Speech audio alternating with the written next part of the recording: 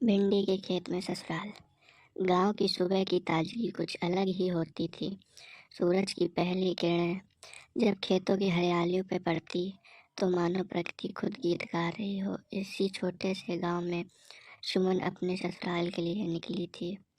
उसका ससुराल भिंडी के खेतों के बीच बसा एक प्यारा सा घर था, जहाँ सादा जीवन और सच्चा प्रेम था। सुमन की शादी 3 साल पहले हुई थी। वह अपनी माँ के छोटे घर से आई थी, जहाँ खुशियाँ कम और मुश्किलें ज़्यादा थीं।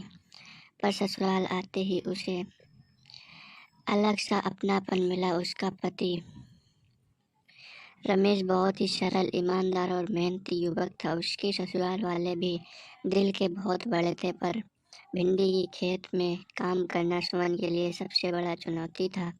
उसकी सोच में हमेशा यही चलता था, क्या वह खेतों की मेहनत सहन कर पाएगी। सुबह सुबह सुमन अपने ससुराल के पीछे फैले विशाल भिंडी के खेत में जाती थी। खेत हरा भरा था, जिसमें भिंडी की हर कतार बड़े प्रेम से लगाई गई थी। उसकी सास माँ जी हमेशा उसे समझाया करती, सुमन बेटा, भिंडी तो मेहनत मांगती है, पर जब उसे प्यार से उगाओगे तो हर फल मीठा लगेगा। पहला दिन जब सुमन ने भिंडी के पौधों के बीच झुककर उन्हें पानी देना शुरू किया तो उसकी पीठ में दर्द हो गया, हाथ में छाले भी बन गए, पर उसने हिम्मत नहीं हारी। हर रोज सुबह सूरज उगते ही सुमन भिंडी के खेत में जाती और पानी देती, निराई करती। धीरे धीरे उसकी मेहनत रंग लाने लगी। पहले कुछ पौधे मुरझाए दिखते थे, पर अब हर कतार में सुंदर से भिंडी उगने लगे।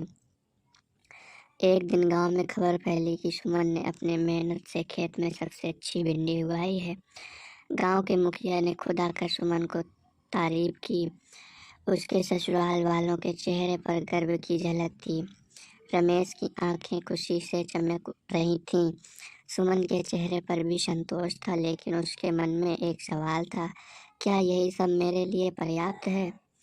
वक्त बीतता गया। एक दिन गांव में मेला लगा। सुमन की सास ने उसे मेला जाने की सलाह दी, पर सुमन ने मना कर दिया। माँ जी, मेरे भिंडी के पौधे अभी छोटे हैं, उन्हें ध्यान चाहिए।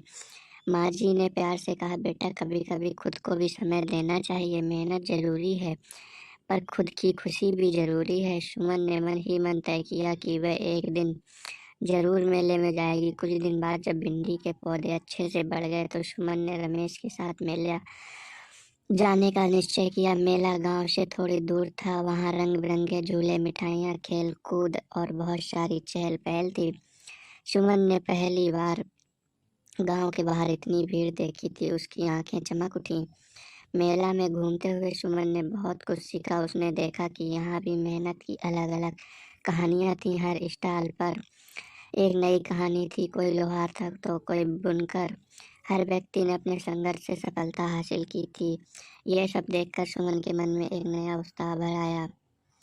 वापसी में सुमन ने रमेश से कहा, हमारी भिंडी के खेत में भी एक कहानी है जो दूसरों को प्रेरित कर सकती है।